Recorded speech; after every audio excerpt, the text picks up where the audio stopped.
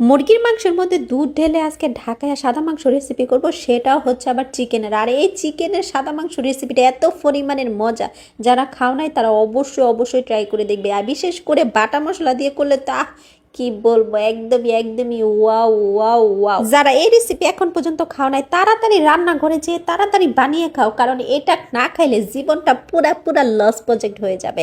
তো যাই হোক, প্রথমে এখানে কতগুলো বড় বড় ফেস নিয়েছি, ফেসটাকে একদম ফুতা দিয়ে বাইরে বাইরে বাইরে বাইরে একদম ভর্তা বানিয়ে ফেলতেছি।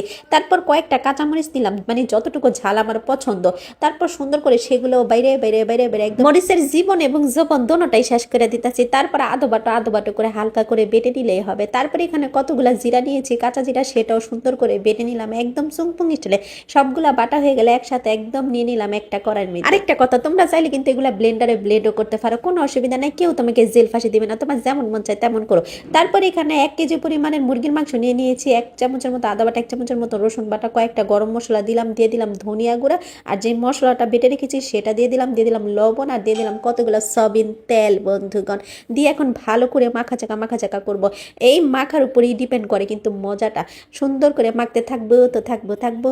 যখনই সুন্দর করে মাখা চাকা হয়ে যাবে তখনই একদম আধা ঘন্টার জন্য রেস্ট। আর এই রেস্টে কিন্তু অবশ্যই রাখবা, নয়তো মশলাটা কিন্তু মুরগির মধ্যে ঢুকবে না। তারপর কি করবো, একদম 1/2 কেজি পরিমাণের একদম দুধ ঢেলে দিবো। এটা আমি প্রাণ দুধ ইউজ করেছি, তোমরা যে কোনো দুধই ব্যবহার করতে পারো। তারপর ভালো করে আবার একটু মাখা চাকা করবো। মাখা চাকা হয়ে গেলে 1 চামচের মতো ঘি দিয়ে দিব, কয়েকটা কাঁচামরিচ দিয়ে সুন্দর করে ঢাকনা সহকারে রান্না করবো অনেকক্ষণ। যখনই দেখবো ঝোলটা মাখো হয়ে গেছে তখন অল্প একটু চিনি দিয়ে দিবো, আর দিয়ে দেবো একটু ভাজা জিরা গুঁড়া দিয়ে সুন্দর করে ঝোলটা একদম টানিয়ে একদম যখনই তেল উঠবে তখনই উপর থেকে একটু বেরেস্তা দিয়ে সুন্দর করে নামিয়ে নিব। দেখেছো কালারটা কত সুন্দর এসেছে। আর এটা খাইতে কিন্তু অসম্ভব লেভেলের মজা, বিশেষ করে ঢাকাইরা কিন্তু এটা অনেক অনেক পছন্দ করে। তো যাই হোক, আজকে রেসিপিটা ভালো লাগলে অবশ্যই বাসায় ট্রাই করে দেখবেন। ভিডিওটা ভালো লাগলে অবশ্যই লাইক কমেন্ট শেয়ার করতে ভুলবেন না। আর আমার জামাই যেভাবে হাবাইতার মতো খাইছে সেটা আমি ভিডিও করতে ভুলে গেছি বন্ধুগণ। তো আজকের জন্য টাটা, বাই বাই, আসসালামু আলাইকুম।